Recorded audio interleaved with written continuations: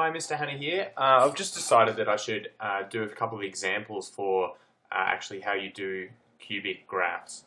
So in the previous video we looked at an explanation of what cubic graphs were, and we discovered that they, for a positive cubic graph, it starts up in the positive region, and there are 3 turning points.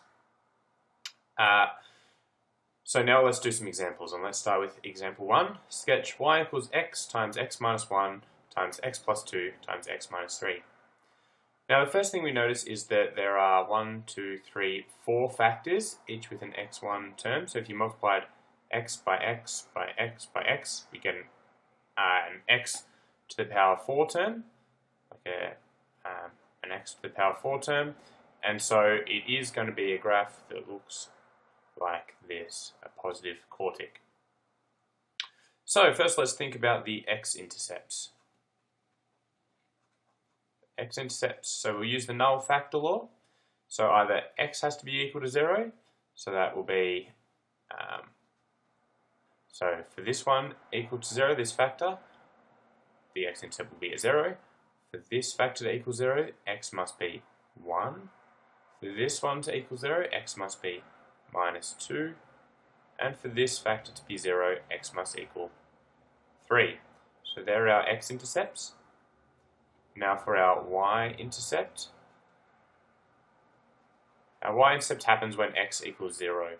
So y must equal, well, here we've got 0 times minus 1. So 0 times minus 1 times 2 times minus 3. Whoops, these commas shouldn't be there. My apologies. Times. Okay, so 0 times anything is obviously 0, so the y-intercept will be 0. And now we're ready to sketch this one. So I'll get out my wonky axes, x and y. X-intercepts at 0, or minus 2, I should put in first. Minus 2. Then there's one here at 0. And there's one at 1. Oops. And then one at 3. And it goes through 0 for the y-intercept, and it's of that sort of shape. So we'll start high, come through this, have the turning point, become much, the turning point between 0 and 1, and third turning point between 1 and 3, and up like that again. So now let's get a computer to sketch it, and we'll see how accurately we've done. So try and remember this, x minus 1 plus 2 minus 3. Oh, whoops, we've got a whole bunch of graphs. Let's get rid of them all. Actually, okay, so we've got y equals x times x minus 1 times x plus 2 times x minus 3. And here we go. Here is our graph. So that's not too bad. It goes through 3, 1, 0, minus 2, and it's of the correct shape. So whilst ours may not be perfect in where the turning points are, that is fine for now. We've got the shape right. Okay, so let's do another example. Okay, so here we've got a second example. Sketch y equals x minus 1 squared times x plus 1 times minus x plus 2. So first we'll notice that here, this term here is like we've got, that term is x minus 1 multiplied by x minus 1. And then these two other terms will be there, x plus 1 minus x plus 2. Now what we're going to do is multiply all the x terms together so that we know what our leading term will be. So x times x times x times minus x gives us minus x to the power 4. So here we notice we've got a negative sign at the front. So it's going to be a quartic again because of the 4. And the minus sign means that it's going to be reflected across the x-axis. It's actually going to be sort of upside down, if you like. So it's going to be this sort of shape. Okay, so now let's think about the x-intercepts.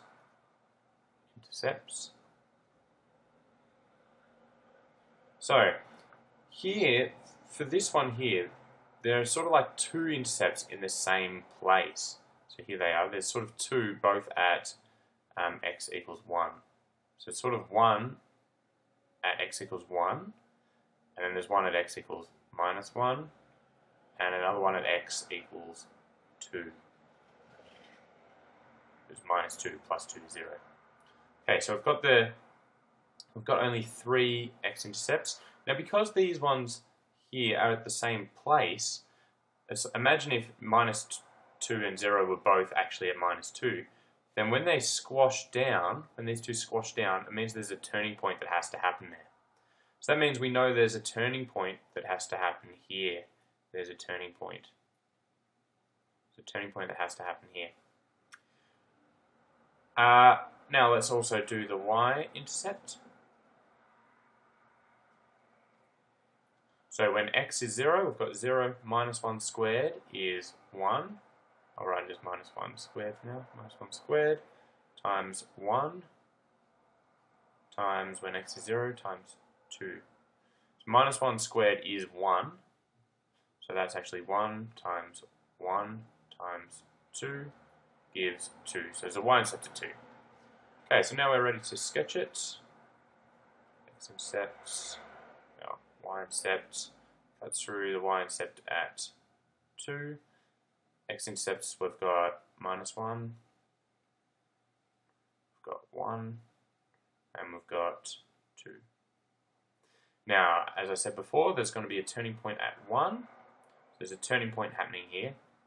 So it starts off like this. We've got a turning point, gets through at 2. There'll be a turning point somewhere. Then it'll come here, and there'll be a turning point at 1. And then there must be a turning point somewhere there. So we've got this upside down shape, and there's a turning point right here. And everything else is pretty easy. So there we go. Now let's do another example.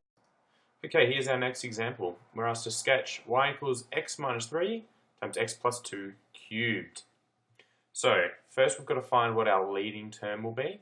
So for this one there's going to be an x cubed times x. So in this case our leading term is x to the power 4. And you can expand this out if you want to find out what that is. So because it's x to the power 4 is a cubic, it's a positive cubic, so it will look like that. Now we notice we've got a cubed term here, x plus 2 cubed. So that means for our x-intercepts, from this one we're going to have one intercept at 3, and for this one there's going to be 3 intercepts all at minus 2. So there's going to be sort of like the equivalent of 3 intercepts all at minus 2. Now just in the last one, where we had, because we had a minus 1 squared term, that means there's a turning point at this point, because they're sort of like they've been squashed to that point. In this one it's not squared anymore, it's cubed. So that means there are actually 2 turning points. 2 turning points happening in the same spot here, because it's like there have been 3 intercepts all squashed together. So we've got to keep the 2 turning points in mind. And let's do our y-intercept. So we've got a y-intercept at, when x is 0, it's minus 3 times 2 cubed. So that's minus 3 times 8, which equals minus 24. Okay, and now we know all the information. Okay, so this one's not going to be very well in proportion. I'm just going to put minus 24 here. Then we've got only 2 intercepts. One at minus 2, one at 3. Okay, and it's looking like this, and at the minus 2 we've got 2 turning points. So it comes here. The first turning point makes us want to go up again, and the second turning point makes us go down. So it's like we're doing an up and then down all at once. So overall we're going to go down. We did the up, then the down.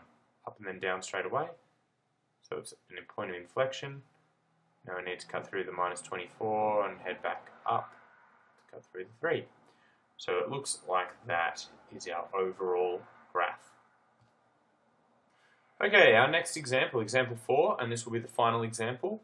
It's asking us to sketch y equals minus 2 times x minus 2 to the power 4 plus 3. Which is kind of like in vertex form, if you like. So once again, we've got a quartic here. And we notice with this negative sign out the front that it's actually going to be reflected in the x-axis. So this one's going to, and because it's all to the power 4, this one's just going to look sort of like that, with this bit fairly flat. And that's because all of the turning points are all in the same point as each other. They're all here. So it's like it's going up and down, but then it's been squashed so they're all in the one place and it's flat.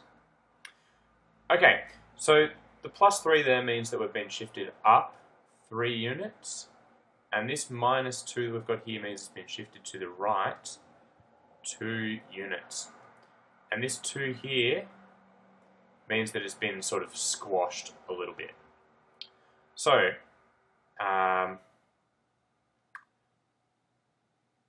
so we can just do, let's just sketch it, this one. Let's do this in the opposite order to usual. So we've got x, y. So this middle point here, that turning point if you like, will be up 3 and across 2. So up 3 and across 2. So that'll be there.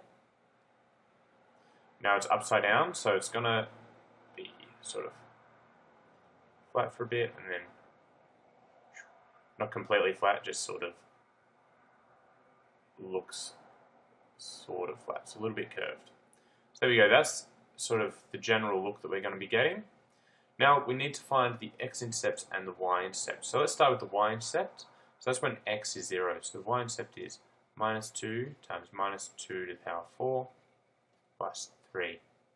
So that's y equals minus 2 times minus 2 to the power 4. It's going to be a positive result. And it's 16 plus 3.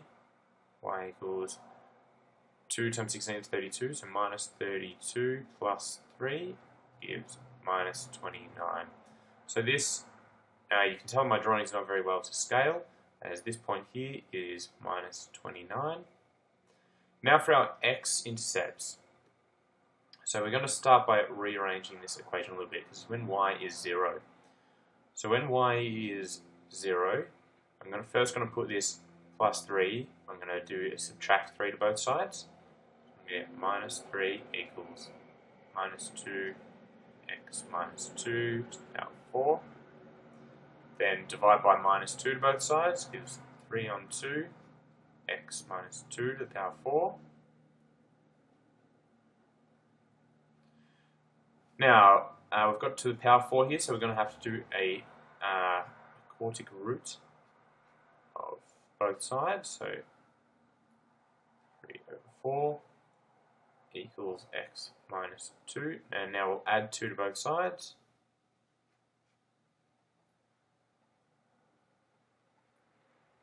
Equals x.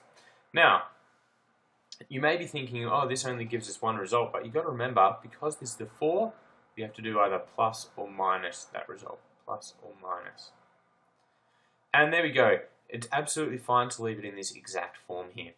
So this intercept will obviously be the one where it's a minus, because it's the smaller one. So that's going to be the minus root 3 on 2 plus 2 result in there. And this one here will be the positive root 3 on 2 plus 2. Oops, these are quartic roots. Quartic root plus 2. There we go, we have finished that example. And that's all the examples we'll go through. That's pretty much covering all of the different cases you're ever going to encounter. So you're good to do some examples for yourself now. See you later.